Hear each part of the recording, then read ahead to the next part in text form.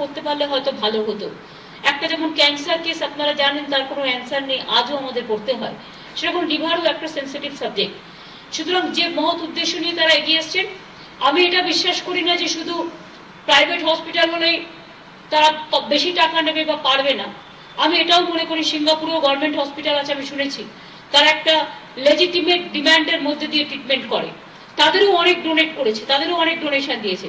এখানেও আমরা যেটা দেখলাম প্রাইভেট সেক্টর থেকে শুরু করে পাবলিক সেক্টর অনেকেই অনেক কিছু ডোনেট করেছে এবং তারা অনেক কম খরচায় করছেন।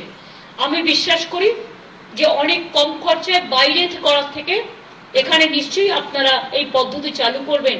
অ্যাটলিস্ট সাধারণ মানুষকে যেন ঘটি বাটি বিক্রি না করে অন্তত তার নিজস্ব ক্ষমতার মধ্যে, নিজস্ব পরিসীমার মধ্যে তারা চিকিৎসা পায়। চিকিৎসার কোনো বিকল্প নেই। চিকিৎসার আরেকটা নাম হচ্ছে জীবন, আরেকটা নাম হচ্ছে সেবা। প্রণবদা যেহেতু হেলিকপ্টারের টাইম আছে, আমি যথেষ্ট দায়িত্বপূর্ণ লোক এসব ব্যাপারে, কারণ আকাশটা আমি খুব ভালো চিনি, মাটিটাও চিনি, তাই সময় দীর্ঘায়িত না করে বলার অনেক থাকলেও বলি, আমরা হেলথে 1 নম্বর বাংলা ইন্ডিয়াতে। আজ আমরা অনেক কাজ করেছি, সে কথা বলার পরে সুযোগ পাবো। আমরা ফ্রিতে ট্রিটমেন্ট দিই, সবটাই করি, হার্ট অপারেশন থেকে শুরু করে, কিডনি থেকে শুরু করে, লিভার থেকে শুরু করে। 7টা নতুন মেডিকেল কলেজ হয়েছে, আরো 16টা হবে, 16টা মাদার চাইল্ড হাব হয়েছে। আমার এখানে ইনস্টিটিউশন ডেলিভারি আমরা যখন আসি তখন ছিল 65, এখন প্রায় আমি 92-তে ওটাতে নিয়ে গেছি। চিলড্রেন ডেথ প্রায় ছিল আমাদের 1032, ওটা আমরা কমিয়ে 26 করে দিয়েছি, আরো কম হয়ে গেছে।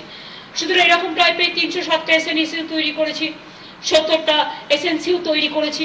আমরা প্রায় 117টা ডায়াগনস্টিক সেন্টার তৈরি করেছি, 119টা ফেয়ার প্রাইস ডায়াগনস্টিক সেন্টার তৈরি করেছি।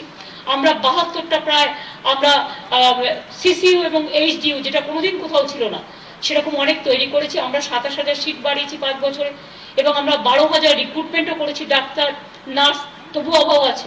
তা সত্ত্বেও আগামী দিন আবার করবো। তবে আমি আপনাদের এই শুভ দিনে, শুভ জন্মদিনে বলি রবীন্দ্রনাথ ঠাকুরের ভাষায়, তুমি নব নব রূপে এসো প্রাণী।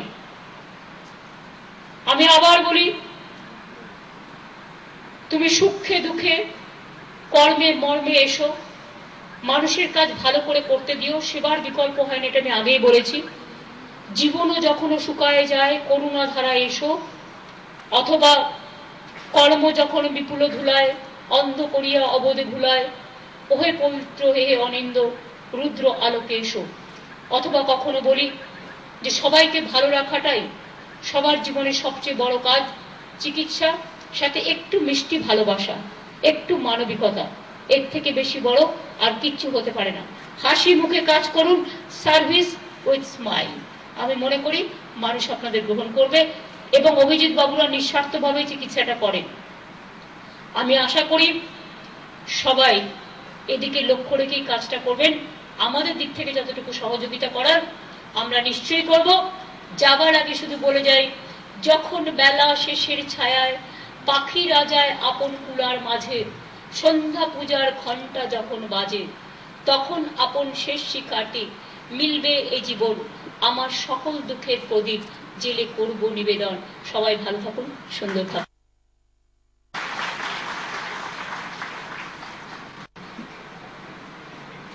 May I now humbly request